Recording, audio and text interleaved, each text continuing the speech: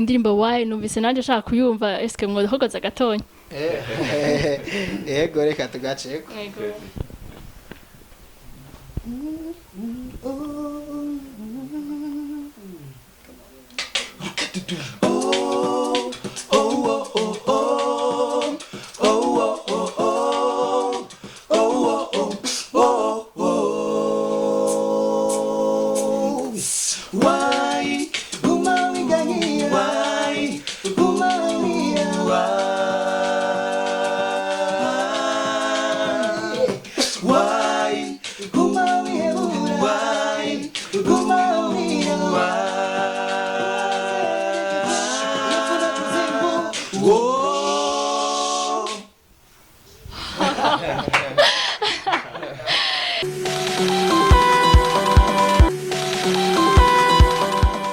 mwaramutse cyangwa mwiriwe bivanye naho muherereye. Iyi ni Rehoboth Trust TV. Kuri mikro muriko muvugana na jewe Gloria ihora imbere, kuri kamera muri kumwe na John Mabu.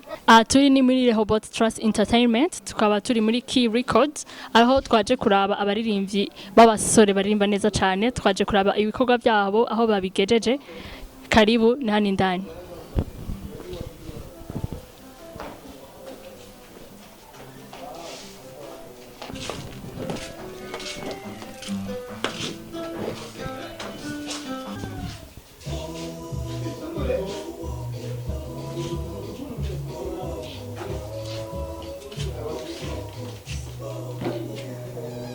Injire.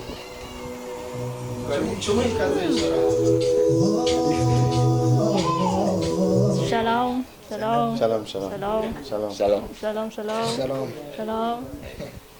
Shalom. Shalom. Stare.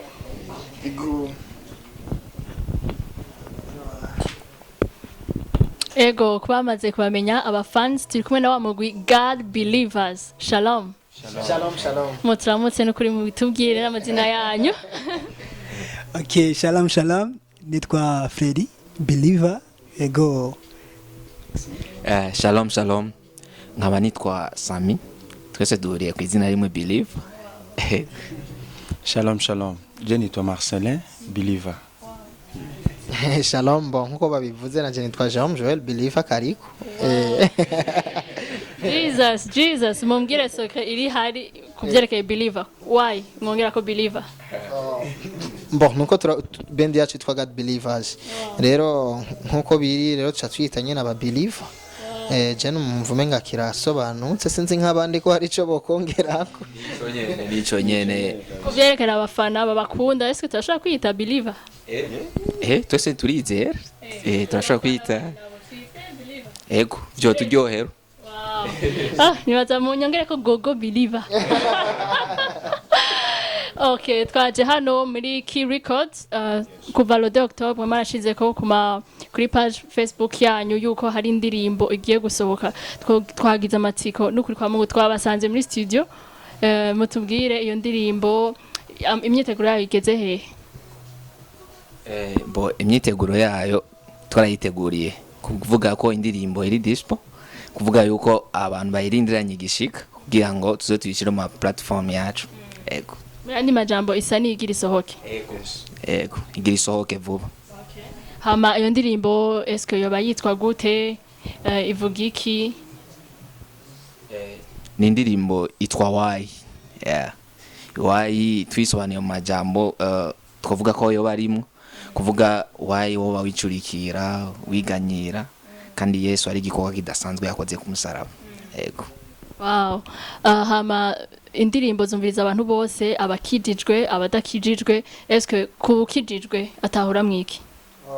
Mbo kukijijwe ashobora kuba bayeho mu buzima buta bwo kwihebura kandi akijijwe. Urashobora kubukijijwe ukihebura canke ugahura n'ingorane ukihebura. Ariko iyo ndirimbo yaje kubaza kubera iki? Why wihebura, why wicurikira? Hari ikorwa Yesu yavuze ku musaraba, hari jambo yavuze ku musaraba, Yesu ati byose birarangiye. Rero ilevre ingorane wocamwo canke ivyo wocamwo menya yuko yabirangije ku musaraba. Hari ubuzima bwiza busumbije ubu tubayemwo hano turiko turitegurira kubamwo kubamwizeye. Ego. Murakoze cyane abatizeye Kristo imiyo ndirimbo bazosanga mwiki? Badosanga ubutumwa bw'ihumure izobakura nyene muri ivyo vyaha. Twese siko twavuze tumeze, ariko ari igikorwa kidasanzwe twatahuye kuri Kristo yakoze muri twebwe, dushima ku buryo budasanzwe twe dushobora kuba twobikozemwo kugira ngo n'abantu twabicishije mu buryo bwo kuririmba kugira ngo n'abandi bantu bakire agakiza. Ego murakoze cyane. Indirimbo Why numvise nanje shaka kuyumva, eske mwohogoza gatonya? Ego reka tugaceko. Ego.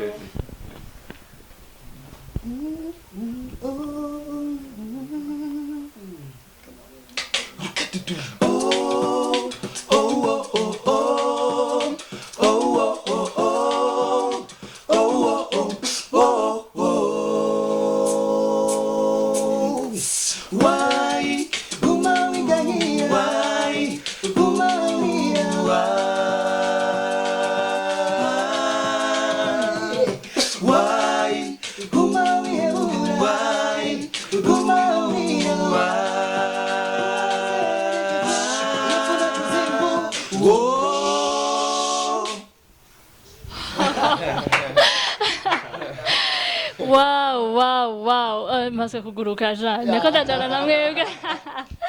Wow, mwavuze neza ko indirimbo ni message irimo mu byo muri ko muratanga. Mwavuze yuko umuntu atategerezwa kuba yiganyira. Nihe feedback mwiteze ku bantu bazoyumva bivanye na message mufise? Okay, bo ico twiteze gose kandi twasenze ku Mana, kuko dukoze indirimbo tubanza kwanza kubona kwanza ikindi gizokora mu bantu.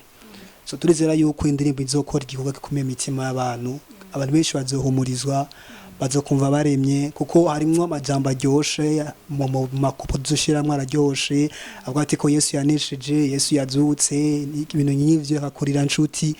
So indirimbo vraiment izotuma abantu benshi mishaha yabo cyangwa imitima yabo iremuruka, afise ibibazo bazoruhuka. Cyo tubasaba abantu rero bazobayikurikirane kandi bumva baje mbari imwe kugira ngo azabafashe.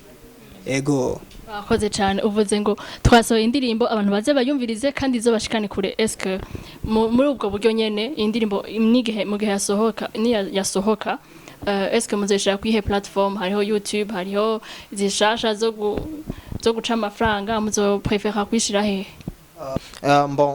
Tuzokoresha iTunes, turayikoresha Mabon Play, YouTube, Facebook, Instagram n'ayandi ma account atandukanye. Bisigura ko indirimbo account izotangura gushikirako ni YouTube. Elevre kuri Facebook, ku Instagram link bazohisangako. Urumva izoja kuri YouTube aho nyene link icisirikira kuri ayo yani ma platform atandukanye. Ego mugabo kugira tuzashire kuri Mabon Play izomanza guhera kuri YouTube kwanza. Ico twosaba abantu rero nuko boja YouTube bakaba baragira subscribe kuri account ya God Believers kugira iyo ndirimbo gusa ni yasohoka bace bayironka, babe baragira na j'aime kuri page ya Facebook kugira link ni yaja ko gusa bazoba bambere bayironse. Wow, aba fans nibaze ko mwavyumvise, nyarukira kuri God Believers chain YouTube, hama mugire subscribe. God Believers tubasanze muri Key Record aho hari umuhinyanyuzi azwi nka Lily Every Pro. Mwiteze gute gukorana nawe ibintu birushije uko mwara mukorana n'abandi? Icambere Lily Every Pro nuko ari umuhinyanyuzi mwiza, en plus akorera muri label yacu, akorera muri studio yacu, studio ya label yacu. Bisigura ko muri staff ya label yacu Lily Every Pro arazamu nk'umuhinyanyuzi. Kandi vuba vraiment mugiye kumva ama projet ya God Believers Lily yakoze. Ego murakoze cyane. Twagire dufataye akanya ko kubashimira, mwigoye twabasanze by'ukuri muri mu kazi. Turashimiye ni mu producer nukuri mwakoze kutwihanganira, kandi ni igikorwa ciza tugiye kurindirana igishikana abafans bose, hama Imana ibaje imbere, ubutumwa bwanyu bushikire benshi. Murakoze.